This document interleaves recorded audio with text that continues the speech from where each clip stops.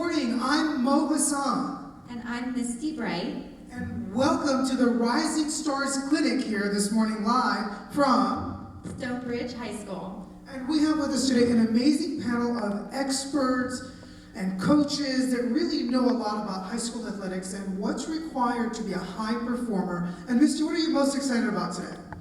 I'm excited to learn more of the techniques and science really behind track and field and being successful there. I ran when I was in high school, but it was more around staying in shape for soccer, so I missed out on a lot of that special technique, and I think maybe my coaches weren't as experienced as some of these awesome guys up here. Yeah, that's what I was going to mention, is that when I ran track in high school, my coach was kind of like just the math teacher who needed to make extra part-time income, so we didn't get as much awesome coaching. But here we have some amazing coaches that are up to awesome things. So let's go ahead and start and meet our coaches. Starting off at the end, Bruce, if you can introduce yourself and what you coach. Thanks, Mo. Bruce Bornarth, Parkview High School, Loudoun County High School, Osborne Park High School, and Team Flight Jumps Coach. Excellent. Thank you, Bruce. Next up, we've got Monty. Monty Evans, Dale City Lightning Track Club head coach, and also owner of Competitive Edge Athletic Performance Center, Woodbridge, Virginia. I am Amira Albaina. I'm the track and field coach at Tuscarora. I specialize in jumps. I am Coach Paris Thomas, Loudoun Legacy Track and Field in Ashburn, Sterling, Virginia, and also management for Loudoun Legacy Track and Field.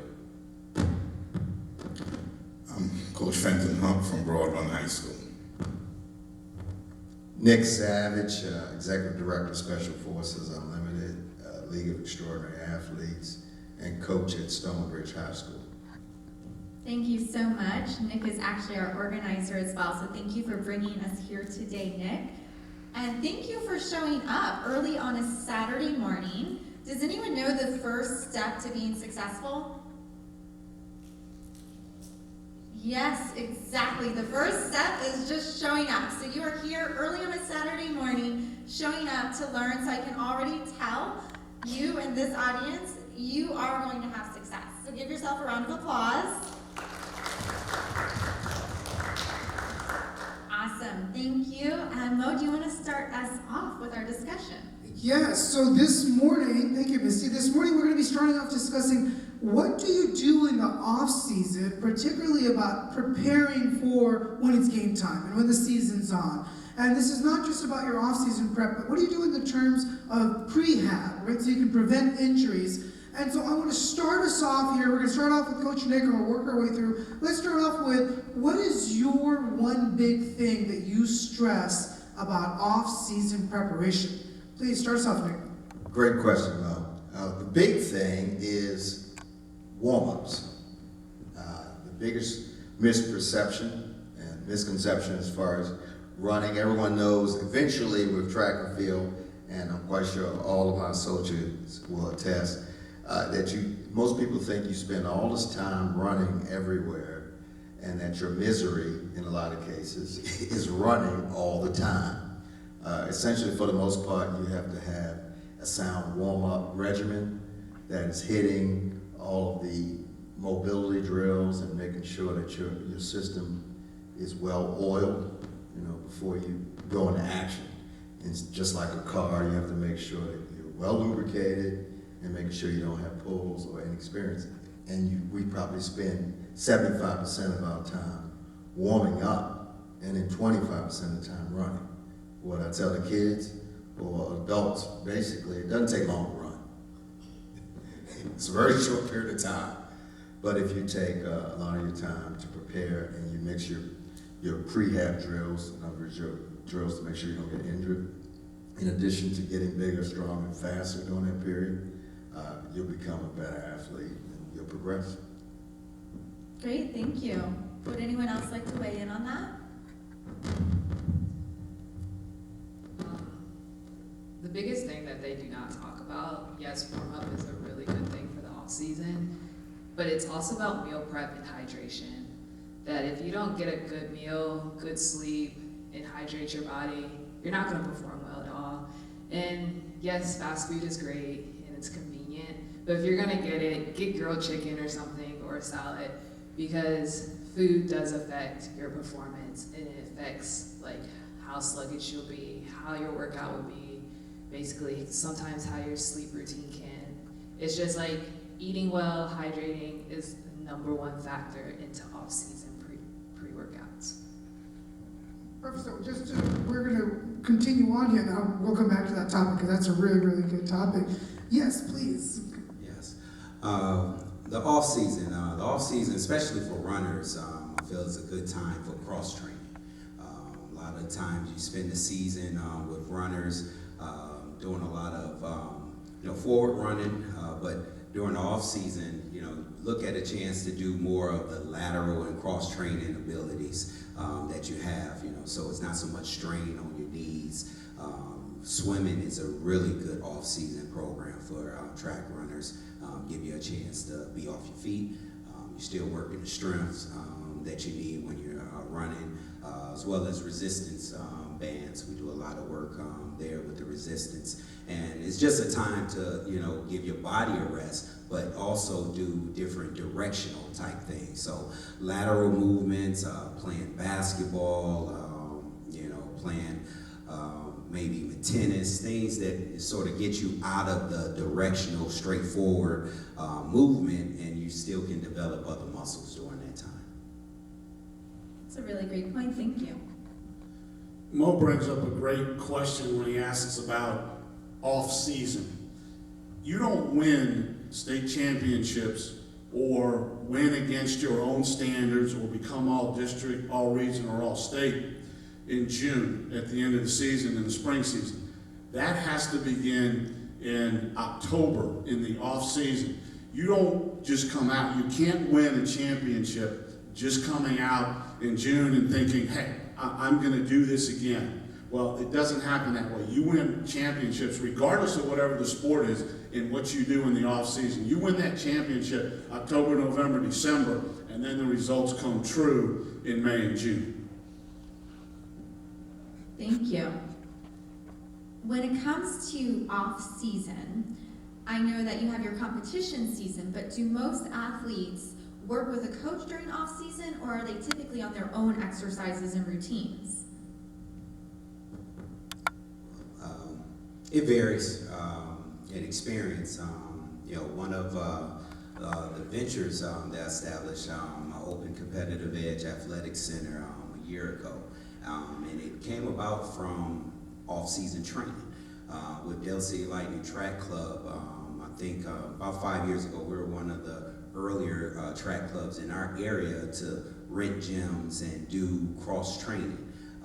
Because we see that, you can't get, normally we would get our athletes in March and training from March to July, and then we don't get them again until the following March. So we started doing training, in gyms, and we started to see athletes from various sports want to do indoor training during the off season.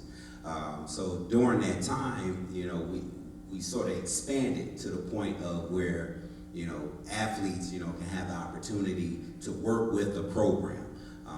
And now, I say 5 years later, there are a lot of facilities in the area that where, from the Virginia or DMV, where it's cold, and you need to be indoor. We see a lot more sports performance centers opening. So there are opportunities. There's different coaching programs. Like I say, our track club has one, and I'm starting to see more and more clubs start to do training, in the wintertime. Awesome. So real quick, so when you're doing jump Samara, how do you train for that off season? Sprints. You have to sprint to jump, which no one tells you. I tell my athletes all the time, you have to sprint down the runway to jump in the pit. So all season, you're technically sprinting. Like, even though you don't want to sprint, you're mid-distance, short-distance sprints to get you down the runway. And what about for you, Coach Fenton? Since you coach people that are sprinting, maybe they jump off season. How does that work? So. Well, what I do in most of my the off season for the jumpers that I coach, I stress plyometrics because that's an integral part of the explosion that needs to run down the runway. my focus is not really sprinting down the runway. It's focusing on actually getting that strength, that explosiveness, that when we gear towards a different part of the periodization going down the runway, they will be explosive enough to run down that runway. So that's the way I go about doing it. Coach Nick? Yeah, I like the question with regards to all year. Now, we're in one of the most overwhelmed areas with we'll say, with a focus on youth sports. So I'm quite sure some of the coaches will agree that when you have a 1 year of training, most of the kids and athletes are trying to find rest. I mean, because of the integration, especially with track and field, it's a little different, just like with swimming. You haven't had the integration. Soccer is quite integrated. What do I mean by that? You'll have the overlap between the coaches in the high school overlap with the coaches for club. So example, if you had a Michael Phelps, the Michael Phelps coach is highly respected for what he's doing, as far as what he's doing for swimming. And basically, Michael Phelps, if he did go to high school, he's just gonna go swim for the high school, but get trained by his trainer. That integration still has not occurred in the world of track and field. It may differ from school to school, whether Fenton, has a club and is at high school. Paris is at a club. Amir is at a high school. Bruce is at both, and Monty, has performance training and a club. So you don't have that integration yet, which allows for a smooth transition so that the kid doesn't feel pulled in multiple directions. So what ends up happening in that, especially if they play more than one sport, a cross trainer, they're tired. So you have to be careful. And the communication that occurs is not real strong right now in many places around the United States to make sure that what you do what's best for the athlete. So that's a really good point. Yeah, please continue. Coach Paris. Oh, did you want to add something there? Okay. All right, so here's a quick question for you all, which is that, we've seen, like for us, in the business world, as we train executives, it's no longer just about train harder or do more training. It's about what you learn, and are you learning the best information? Are you taking advantage of the science and the technology and the innovation that we know about brain science and how that affects our body and our performance? So what I'd love to know from you is, what are you doing as coaches to innovate, to stay on the cutting edge of what you're providing your kids? I'd love to hear from you on that. I'll start. And that's a great question, Mo. You have to train. You have to continue to get education. You can't be closed-minded and say you know it all. And you have to do what we're doing now. I mean, you have to have creative collaboration and synergy to share thoughts, debate a little, argue in some cases. I mean, the business we're in is very alpha-based, as we discussed earlier, just like CEOs. So no one really wants to give up their share, but then at the end of the day, you try to bring back that question again, and that is, we have two very basic roles. Try to win. We are still American. You want to win, and you want to keep the athlete healthy. And just as we said earlier, as Amira said earlier, that means make sure they're not sick and make sure they're not injured. And then, like Finn said, then you coach them up. If you get bigger, stronger, faster, and you're not sick, you'll improve, and then you perform. It's that simple. Thank you. I'll speak on this subject. You need to know your athlete. So you need to know, what their strengths, what their weaknesses, and that's how you build your platform on how to perform. Not every athlete can do every workout. So you have to know as a coach, one of my athletes have tight hips, so let me focus on some drills where I can loosen their hips up and then put them into the workout that we're doing. So you have to, as a coach, you need to know your athletes, because if you're forcing them to do something, that's how injuries occur. So if you can prevent them by doing a little extra stuff before what we need to do, that's what we'll have to do as a coach and as an athlete. So it has to be the communication between the two of like, coach, I can't do this, it hurts right here. So we find an alternative. Thank you. Yeah, so with youth clubs, most of the coaches in the youth clubs are USATF, United States Track and Field, level 1 certified trainers. So we basically get out basic information from that course, but it's like Coach said here, you know, we learn from each other. We're a small community. A lot of us learn from each other. And some of the guys up here have been around a long time, have a lot of knowledge, and I know for one, I feed off of that, okay? But, you know, speaking for youth clubs, we get our kids from ages 6 to 17, but mostly between 6 and 13 years old. They've been running all their lives, right? But they don't know exactly the correct way how to run. So we have to start from the very basics. And what happens is, when they learn the proper way to run, you know, whatever sport that they're passionate about, be it soccer, be it football, be it whatever, they can take that experience that they learned back to those sports and be very efficient in it and a lot better athlete. Thank you. We have to remember as coaches that it's not about us. We're not running, we're not jumping, and we're not throwing. And if we can put our egos aside, regardless of whatever successes we may have had, it's not our time, it's our athletes' time. And if we put them first and think about their success and their growth as a person, then that's when we can give them the best that we have.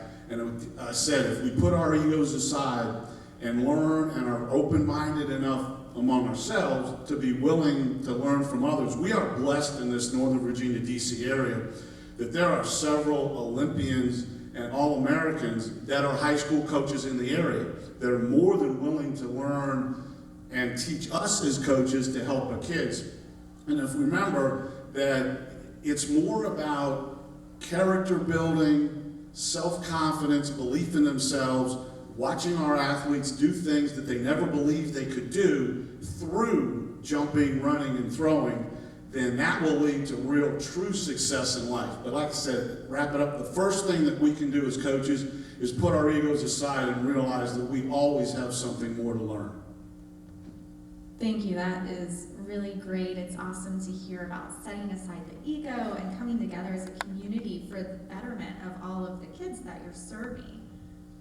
One more question as we were talking about, you know, the technology behind it all. I know that there's a lot of track gear and warm-up suits and things like that out there. Is there anything within that realm that really helps the runner in their performance? I'll initiate something, but to bring Bruce in, the one thing is wearing compression gear, you know, actually having the athletes wear it. That's the biggest problem that I saw in middle school sports for track in our area, as well as something that we preach in our clubs, is for athletes to wear their, you know, sweatshirts, their compression long gear, and you know, anything doing before that warm up to get the body going. But Bruce, finish our conversation. We were talking ahead of time that there's a reason that Olympians and world-class athletes, it could be 95 degrees out, and they're warming up in full sweats.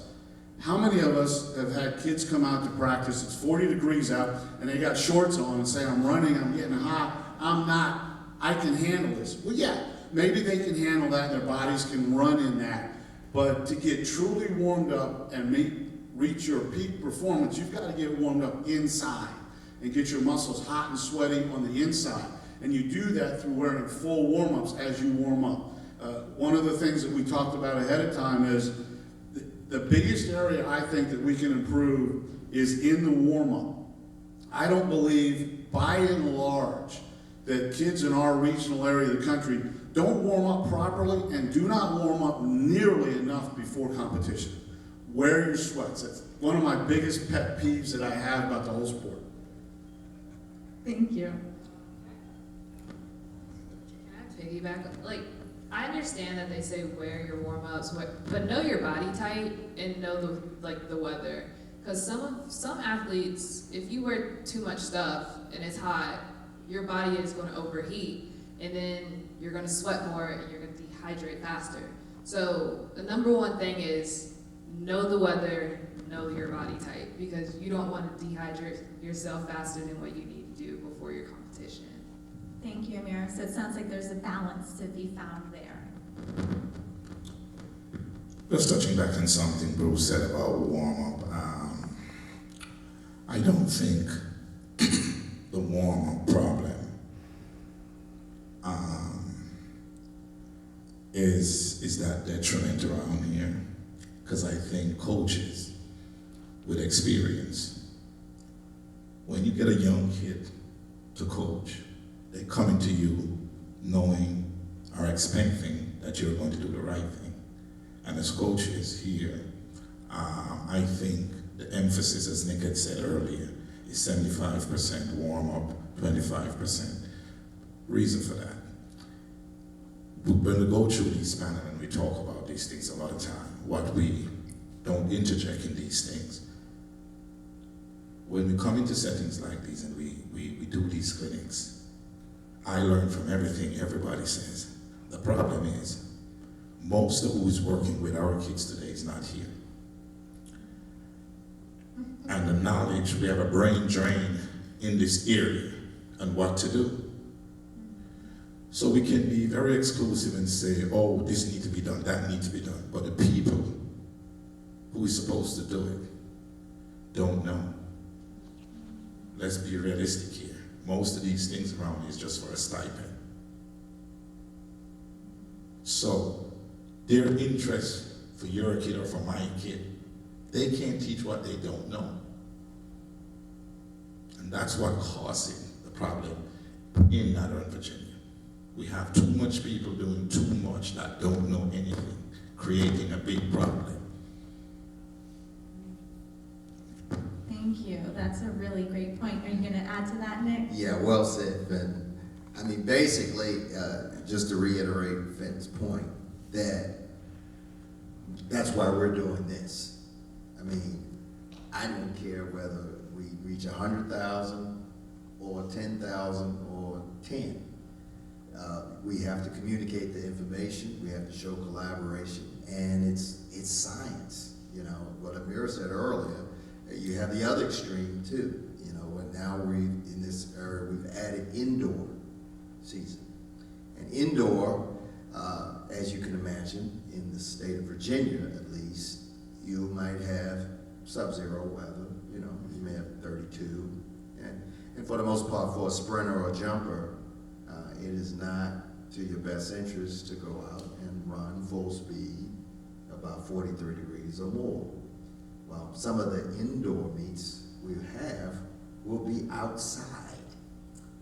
They will run outside, and they'll call them polar bear meets. And so in many cases, as Fenton said, they don't know they're tearing up muscle, you know, and fiber as they're running. So wow, all sorts of amazing information. All right, so we have one more topic that we're going to discuss here today, which is something that we deal with in the corporate world quite a bit, which is emotional intelligence. And what we teach executives is that you can learn all of the business skills in the world, you can learn all the technical skills and the know-how, but if you don't have your emotional conditioning straight, you're going to mess up. Right? And you're going to mess up big, and you're going to treat people poorly, and you're going to explode in the wrong way at the wrong time, in the wrong situation. So and look, and everything that we're dealing with adults, most of these things stem from childhood, including the traumas they experience in high school, right? And then shows up at work 20 years later. So you all are dealing with the kids as they're experiencing it. So how do you deal with the emotional intelligence piece of it? How do you deal with the kids' mindset in the off season, when they're in summer break and they come back? Like, how do you contend with all that stuff? I'd love to hear from everyone on that. And Amira, can we start with you? As far as that, I kind of make practice kind of fun. So it's not all about training, sprint, do this, do that.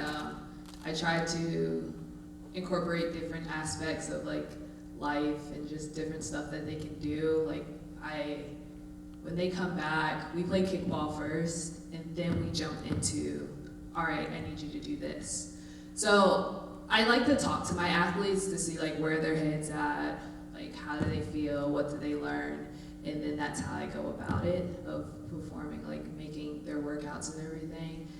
Just know, and then when they see it work, that's when they're more interested, as anyone is in life. Like, oh, well, I'm actually good at this, so I'm gonna work harder to do it. So. And I take this right after you real quick. God, I think we all go, some of us are gonna say the same thing. I wanted to be the next one there because I love what Amira just said, because that's the, no disrespect, the millennial view. Now, I'm on the boomer side of the fence, and what I found is with the neuroscience that we're in one of the most entitled areas. I love this area. I'm not moving, but this is one of the most entitled areas in the country. This is the richest county in America, and because of that, the neuroscience that goes on between that 12-year-old, 12 and down, when you coach, you say, let's have a lot of fun. Let's really have a lot of fun. When you start moving to that 14 and up zone where you're saying, I want a scholarship, I want to do this at a Division I school, and most of us here are from Division I schools where we played. I mean, I know, for example, Monty played for a legend at Michigan State, you know, on the basketball court, Coach Izzo. So the bottom line, it has to shift from fun to what I call more passion. And passion, as we know, is one of those things, just as you said earlier, you gotta own it, and you gotta show up, and you try to interlace something that looks like fun, you know, sometimes. But at the end of the day, with track and field, you're still gonna have to run, and you're still gonna have to jump, and you're gonna have to have a little pain to get better. I mean, that's really what it comes down to. Yes, I am a millennial. I'm 23. I can relate a little better than some of you guys. So yes, if you're passionate about it, it's not going to be work, as every parent is going to tell you in life. If you love what you do and you want to get better and you have the passion for it, you're going to be willing to work harder despite all the pain, the shin splints, how tired you are. You're going to be motivated the next day to do what you want to do because you are getting better. So yes, I incorporate fun, but it's not easy. They go through a lot of criticism at practice. So yes, we're entitled because we're in Loudoun County, but as a coach, we have to break down to build them up. So in order to do that, you twist their mind of making it fun, because like, oh, this is fun and dandy, and then you're like, I'm throwing you out there. This is what I need you to do now, because you pulled them in, and now you have their attention. I'll piggyback as well on that. The psychology, especially with clubs and dealing with that age from 6 to 12, one of the things we focus on is the athletes knowing their time and their distance. You know, not worrying about first, second, and third place, but knowing the beginning of the season, I started running the 400 and I ran in a minute and 20, and halfway through the season, now I'm running in a minute and 12, minute 13, you know, so they can see some success as each meet that they encounter, you know, that builds their confidence up in their training, as well as making it fun. I agree. We do a lot with that age group where it may be games, but they're exerting a lot of energy. You know, so like the kickball is a good idea. I'm going to steal that one. But we do something as simple as duck, duck, goose, and we'll make a large circle with our team. You know, it's pretty good of 50 people. That's a large circle, and they play duck, duck, goose, and they hit somebody, and then they're still running around that large circle. It's fun, but in the way we're tricking. You know, they're still exerting energy, you know, using speed. So you can make things fun as well. But, you know, that psychology question, that's a big piece at that age. So with our club and as well as my philosophy, is just focusing on your individual time and watching that, you know, slowly go down, and then they see that success. Wow, Marty, great point. So I wonder if we could try that with our clients, but duck, duck, goose with a bunch of executives in suits. Let's try to get They would, right? And I'm like, is there an HR issue if they're hitting each other on the head? But no, that's another problem. But you guys get to have fun. Bruce, how about you, sir? Yeah, you might have to bring in the hook and pull this mic away from me when it comes to this subject. Piggybacking on what Amira said, it's ice cream and sandcastles from a fun standpoint. We go out for ice cream a lot after practice in the regular season. Sometimes at Parkview, there's a 7-Eleven down around the corner, so we'll sneak out and we'll get Slurpees every once in a while. On the day before conference meet, we have sandcastle day. We go to the sand pits, the kids bring in their little beach buckets and water, and they build sandcastles, and then the other coaches and the throwers have to come over and judge who wins, and the winner gets a quarter. Also from a fun standpoint, we'll bring the throwers over one day and let them jump however they want over the bar in the pit, and the jumpers will judge that. They get a quarter if they win that as well. From a mental standpoint and a growth standpoint,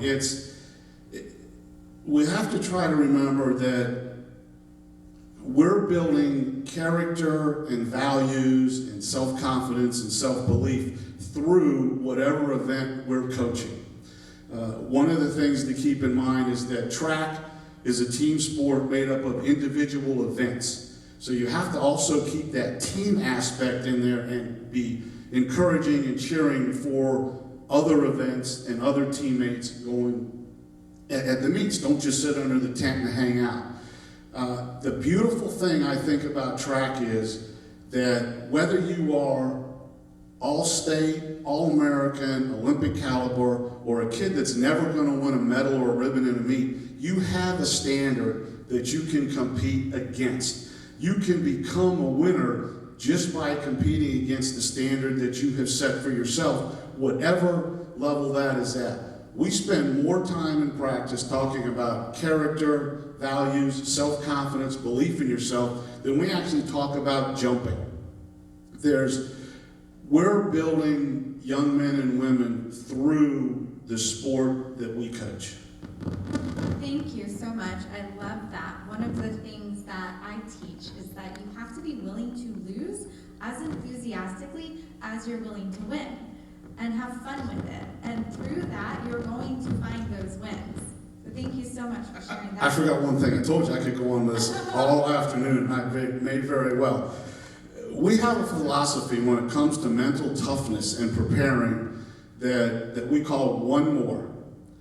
When you are so tired that you think that you can't do anymore, whether it's grass drills in football, whether it's suicides in basketball, when you think you're done and you can't do anymore, tell yourself, do one more. Because the competition isn't doing one more. That's the difference between good and great. We have a lot of good athletes, but the great athlete is the one that can overcome that mental obstacle. And I guarantee you, if you get a kid that comes out there and they don't think they can do anymore, you tell them you can do this one time. You can do this one time. If you're doing a high jump, you're doing one more. Think it may take 5 whole seconds from start to finish of that jump. And I guarantee you, when they get home, they may never admit it, but when they look in the mirror, they've grown inside as a person, and they look and they say, I got better today. I accomplished something today because I did something that I didn't believe I could do. And that opens up for these young men and women just a world of possibilities so that when they face real challenges later in life, they're not so big. Thank you. Paris? What we're talking about here, at least about 20%, is the way I see it, about 20% of what we're talking about here is the technique and the training and the conditioning. But when it comes to the psyche of a youth athlete, it's really about the relationship with their parents, relationship with the kid.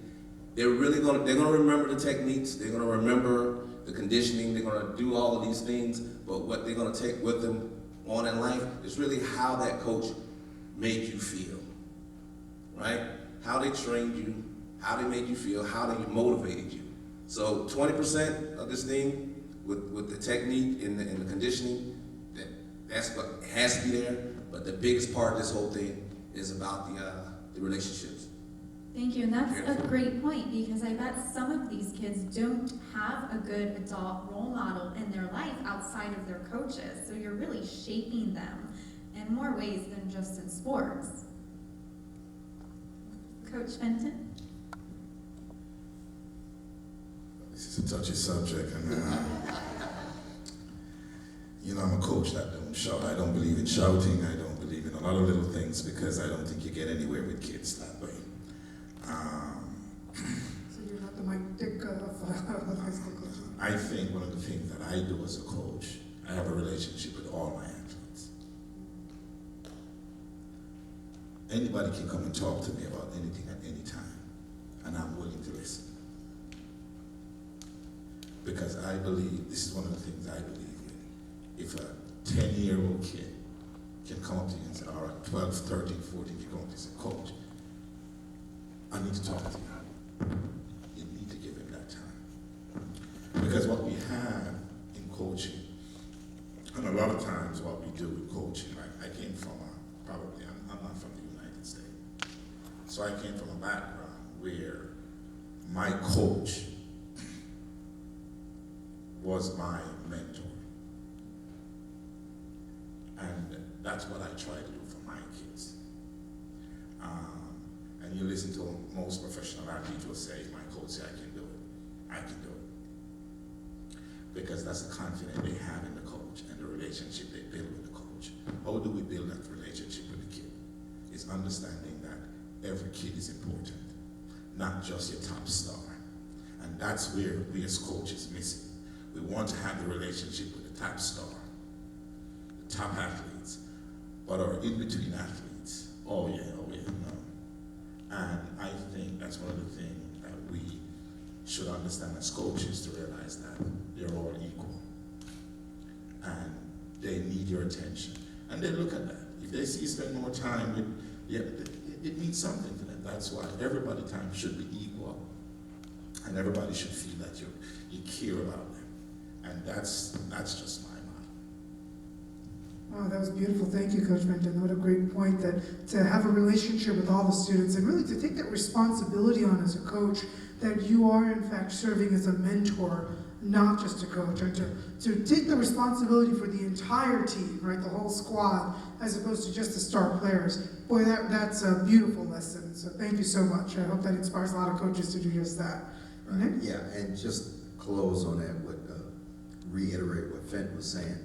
I mean, basically, here's the great news. In our area, they are getting it done physically now. I mean, what I mean by they, I'm saying the student athletes, physically, they're there. So it's a great question you have about EQ, because the neuroscience is where I'd say most of us are spending time with our kids now. When, like I know in Bruce's case, where you got a jumper that's jumping 6'10", which is pretty high, and you're trying to get them to jump 7'1".